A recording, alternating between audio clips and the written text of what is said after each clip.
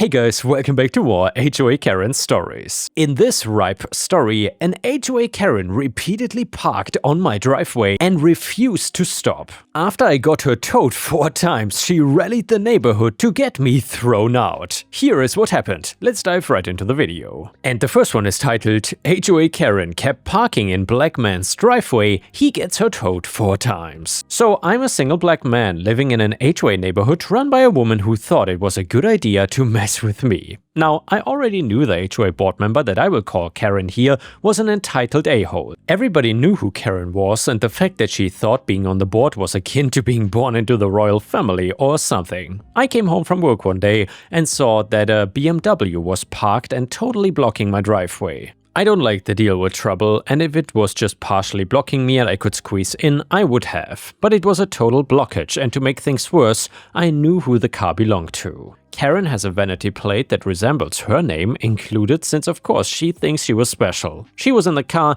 and I parked in front of my house for a moment, walked over and let her know that she was blocking my driveway. As if she didn't already know, but again, I was trying to avoid potential conflict. She did not even look at me when I spoke to her, complete disrespect. I then louder asked her to please move since she was blocking me from getting into my driveway. Instead of apologizing like a normal person or just scuffing and moving the car like I would expect from a Karen, she decided that she was not going anywhere. According to Karen, she had business there and would move when she was good and ready. Telling me that in the future I will have to be nicer to board members. I'm a firm believer in if you want my respect, then you need to respect me. I was getting ready to pull my phone out and start recording. I've seen too many black men get in trouble for a white woman calling the police claiming harassment. She did not call the police, but instead called the saddest excuse for security. Yeah, the HOA is in my opinion wasting our money by having security officers that don't actually do anything.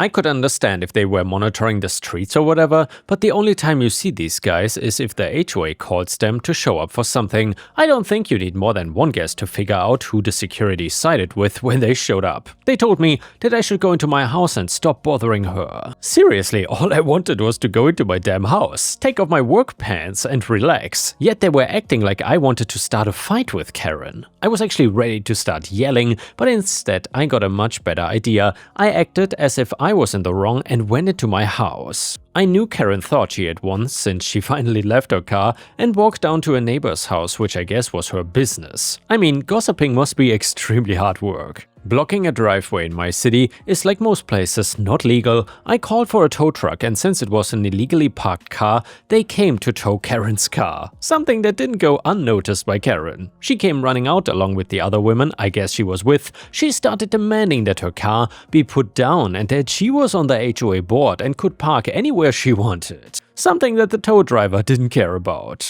He just cared about doing his job and getting his paycheck like most of us. She rushed out so fast she actually still had a glass of wine in her hand. Legally, she couldn't have moved if she wanted to. In a perfect world, this would have been the end of things. For this, Karen thought that she could fight with me with pure ignorance and spite and think it was enough to win. I got a letter from the HOA telling me that I would be fined if I continued to harass Karen. She also was trying to speak to anybody she could about how I tried to steal her car. Yes, she didn't tell the story of how it really happened, and instead of getting towed, she claimed I tried to steal her car. Not without comments that came off extremely racist, such as, "His type are always known to be thieves," and "This neighborhood used to have no problems and then his people started moving in." I have no clue how she got the rest of the HOA board on her side to this day, but it was going to be a mistake on their end by the time that I was finished with them. I kept getting letters in the mail saying that I was harassing people and getting fines for things that were not even true, namely claiming that I was blocking driveways. I had to get some legal help because I was not paying these fines. I was told to document every future interaction with Karen, and we also found ways around the fines I was given, such as the HOA being the ones to have the burden of proof that my car was blocking a driveway. Something they did not have since it was totally made up. I also was contemplating suing the HOA for harassment, but that was just being kept on the table for the moment. Things got interesting when I found Karen parked and blocking my driveway for a second time. My lawyer told me exactly what to do if she ever parked there again. I took photos making sure it included her license plate and my address in it. I then called a specific towing company that was different from the first time. See, my lawyer actually read deep into the HOA bylaws and found the procedure that should take place if a car is blocking a resident's driveway. The HOA worked with a towing company, and if you sent in photos proving it was being blocked and sent that along with the bill to the HOA, they would be the ones that had to pay for the tow. It was one of those things that is included in our dues and the HOA provides for us. It was also something that I guarantee nobody ever used before because it was hidden deep in the bylaws. The average person is not gonna be reading through everything just for fun. Her car was towed again, but this time the bill was being sent directly to the HOA in order to pay for it. I already explained how angry Karen got the first time, so you can use your imagination to think how enraged she was when she came back and saw her car gone. I was smart and didn't open the door to the insane white woman pounding on it, demanding that I return her car. Again, it was clear she had a little too much wine.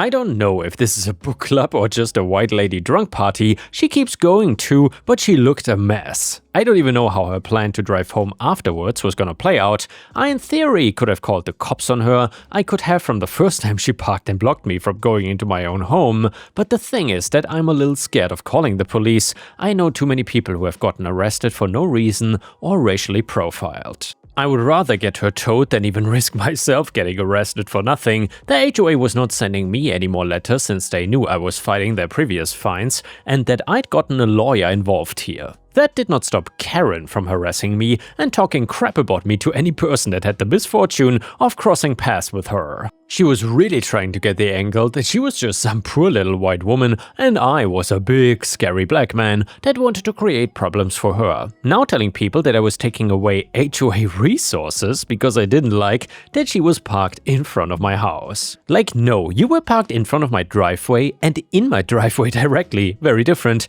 and most of the people I personally spoke to even told me they thought Karen was in the wrong. A few did tell me that they thought I should work it out with her or go and ask her to move it, thinking she could be rational and I had the car towed away to start a fight or something. I really didn't care what these people thought and it was not gonna stop me from taking action. The third time she parked blocking my driveway, she had a giant sign on her windshield that said, "Do not tow, HOA board member." Well, what can I say? 45 minutes later her car was gone and she was back to banging on my door. This time I got a Ring camera and the entire thing on recording to prove just how unhinged she was. Skipping ahead a little to the fourth and final time she blocked my driveway, again she had put on a sign but it didn't work. I guess she was watching this time because as soon as the tow truck showed up, she ran into her car and refused to get out of it. Legally, he cannot rig it up with her in it for safety issues, so he called the police since I guess that's what he's supposed to do. They forced Karen to get out of the car and let him tow the car away.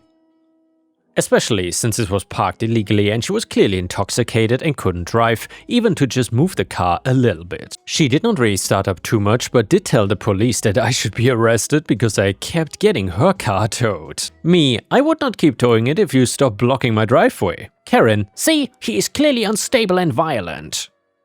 They refused to arrest anybody since there was no crime being committed. That didn't mean the officer didn't do anything though. She got a ticket for parking illegally. As far as my legal action against the HOA was concerned, all the fines they had given me were dropped due to lack of evidence. I was, however, suing Karen directly for the harassment, using the constant parking and the slander against me and the doorbell footage as evidence. She was told that she had to stay away from me and my property, and that was not the only loss for her though. The HOA president and board, I guess, were sick of her crap and angry that they were losing money because of her. They wanted her off the board, and I don't know what they said, but it was enough to make her step down. There's also something they were able to do based on another clause in the bylaws. That if somebody in the HOA was towed multiple times, the HOA would not have to pay the towing fines, but it would be transferred to the car owner directly. Well, if Karen had any respect before this all went down, then it was for sure gone by the end of this. I was not a quiet guy and wanted to make damn sure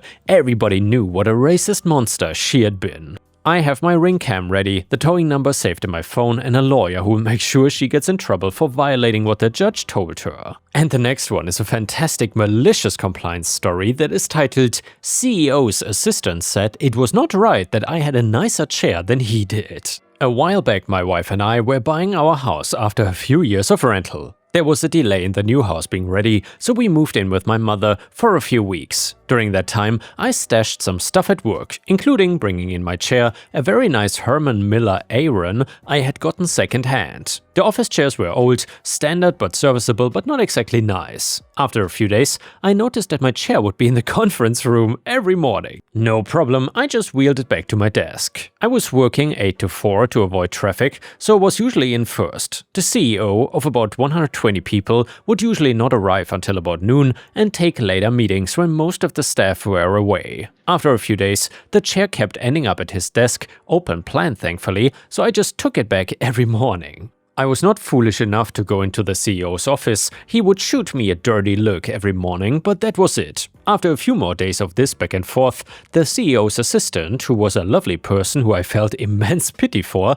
approached me and told me that the CEO did not think it was appropriate that I had a nicer chair than him. People would think that my desk belonged to the CEO and it was stressing her out having to basically fight for it every day on his behalf. I told her I understood completely and would stop fighting over it. I took it out of the office at lunchtime and reclaimed a normal office chair. The next day, she came over and asked where the chair was. I said with an incredibly straight face that I thought, since it wasn't appropriate, I just took it to my car. She had a super stunned look but just kind of ran off. Since I was almost always first in, I always got parking near the building. Pretty much everyone got to walk past my car on the way into the office and see my chair in the boot for a few more weeks. However, given his cowardly nature, I never got approached about it again. To this day, I'm 100% certain they thought I was just gonna give in and let him have my chair. Well, instead, I got the joy of telling everyone the honest truth about why my chair was in my car for weeks. And to answer some questions, I asked HR before bringing my stuff in. They knew, my team lead knew, and everyone who said, "Hey, what's with the chair?" knew. Did the CEO actually know? I did not directly inform the CEO because I never talked to him more than 3 times when I worked there, so it would have been weird. Yes, I could have labeled my stuff, but it didn't seem necessary for around 8 weeks. And the next one is titled Scam for $20, so I ruined her week, from r/petty revenge. So a few years ago, I, female, freshly 18, was looking for a lash kit. I found a seller on Facebook Marketplace with a beauty professional page. The page was kind of dead, no posts, very few followers, but old and used her real, very unique name, which felt reassuring. And by the way guys, I'm curious, just to interject here, have you ever used Facebook Marketplace? Back when I was in America and Europe, I never used Facebook Marketplace, but here in Thailand it is so popular and I often find myself buying stuff there. Actually, all of the motorcycles I've ever owned, I've bought on Facebook Marketplace. I guess different strokes for different countries, because I know in some countries, nobody really uses Facebook Marketplace anymore. Either way, she said she had just one kit and was not a regular seller. I asked why, and she said she bought it for a class she missed so now was reselling. Fair enough, I asked 3 more times if the kit was brand new. She swore it was. We met at a mall. I was running errands, hands full, so I trusted her and didn't check the kit. Dumb move. Got home, some pieces were dirty, others were missing. I was shocked, but mostly offended about being scammed by such a dumb, lazy person. Like, for Christ's sake, at least try. Clean your stuff and make it look new so no one finds out. I told myself it was just 20 bucks to forget about it. But I couldn't, because it wasn't about the money, it was about being evil, lying, and not even being able to do so with care. Someone could have bought her stupid used kit, but no, she had to go full sleazebag. I started digging the likes and the followers from the page from where she had sold me the kit, found her real profile and saved it. I messaged her page with photos of the dirty and missing stuff, still hoping this was a dumb mix-up. She hit me with, no, it is new, without bothering to address the literal proof I sent, and then blocked me. Cool, now I don't feel bad for what I'm about to do. I am very good at stalking. It is a skill I try not to use because I tend to go into rabbit holes and it's unhealthy, but now I started from a personal profile that I had saved. I even found out the husband had a kid from a previous marriage who went NC, and I think I know why, because comparing the dates his and Scammer's kids were born and the date he got divorced from his first wife, the math was not mathing, if you know what I mean. Next day, I commented screenshots of our conversation under her closest relative's post. Is X your family member? She scammed me for 20 sad bucks. Are these the family values? I needed her to know that I was not playing, because then I messaged her real profile like, "Hey, remember me? The girl you scammed." Apparently, she was a cosmetologist, so I dragged her for selling a dirty kit, knowing these substances go near the eye, and that could go so badly. I said if she didn't return the money, I would blast her info everywhere. Her 5 Facebook profiles, 3 Instagram accounts, yeah, she had that many, her and her husband's IDs, phone numbers, car model, license plate, taxpayer numbers, workplaces, names of closest relatives, you name it. On every Facebook group she used for business, she did this a lot, and would send it to the guy's ex and stepkid too. She called me immediately, nervous, still denying everything, and begged me to meet and fix it. Her husband sent angry voice notes threatening to sue me. Yeah, right, over 20 bucks. I agreed meeting with the scammer again the next day. She showed up late, brought some angry teen girl, niece maybe, looking daggers at me, and a huge muscular dude who I thought was supposed to intimidate me, but was actually the nicest. In the end, I got my money, deleted the comments, blocked her 5 profiles, and peaced out. Justice served. And yeah guys, I don't know if that is really petty revenge, that almost seems like pro-revenge to me. Damn, you should definitely not mess with people like OP. And the next one is a fantastic malicious compliance story. I was recently reminded of a malicious compliance I did as a kid. For context, I have an extremely bad peanut and tree nut allergy. If I eat or touch peanuts or nuts, I can go into anaphylactic shock, meaning my throat closes up and basically I will choke to death.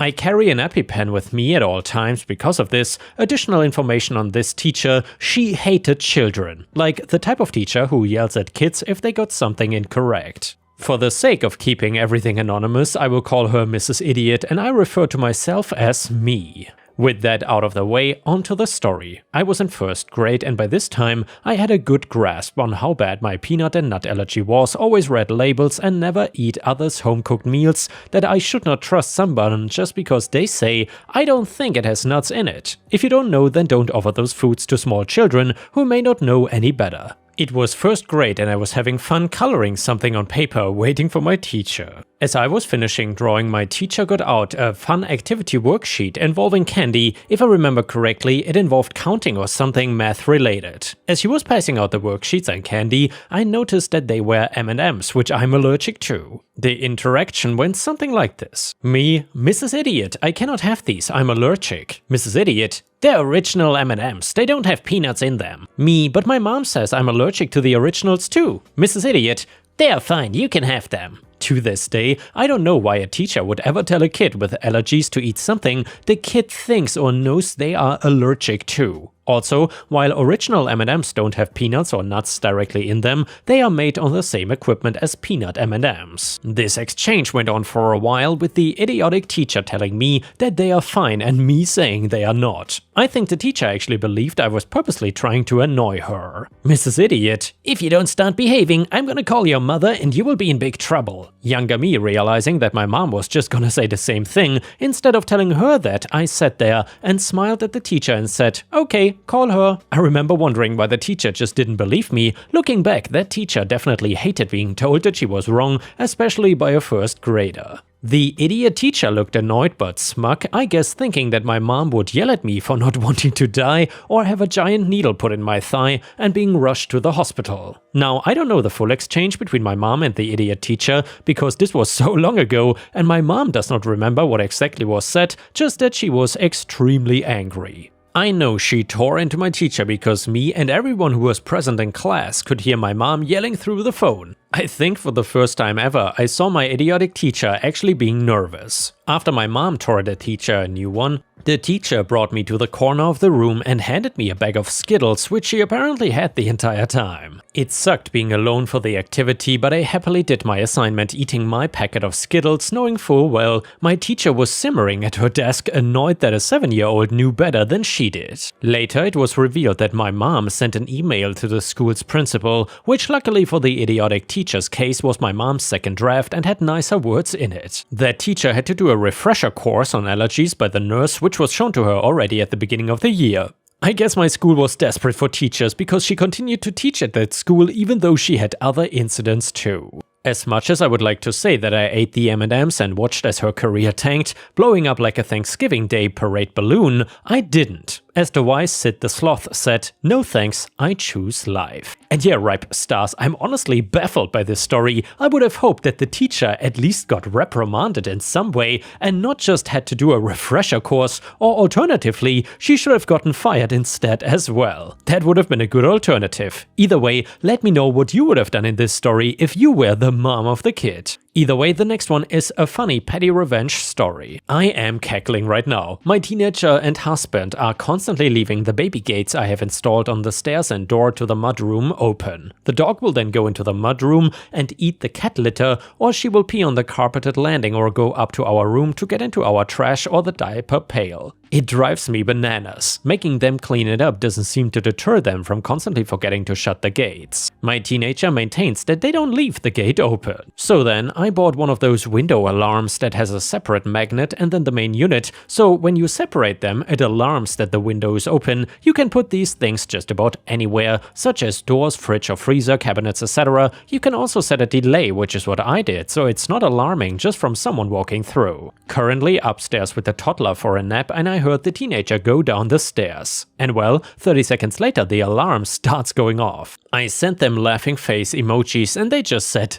die. I responded with a kissy face and offered to turn it up louder if they would like me to. But I'm sitting here trying not to wake the baby up from laughing. I did not tell my husband that I bought these alarms, so I cannot wait for him to come home and find out about them too. Edit for those saying the timer should be shorter. I agree, I just don't have another option. There are 3 settings, 0-second delay and the alarm plays every 5 seconds. Also there is 30-second delay and the alarm plays every 20 seconds or 0-second delay and the alarm plays continuously. Other alarms I was looking at had similar options. This is just the one that was cost effective and came in a 2-pack and could get here within a day. My husband is home but hasn't gone upstairs or through the mudroom yet. He usually skips the mudroom and comes inside through the sliding doors. It's almost toddler bath time, so I'm sure it'll happen soon. Update: my husband did indeed leave the gate open again. He made it back over to the stove where he had the loud fans on, so he didn't immediately hear the alarm. Everyone else heard it and I said, "Who left the gate open?" My middle child immediately gave up my husband and said, "He did it."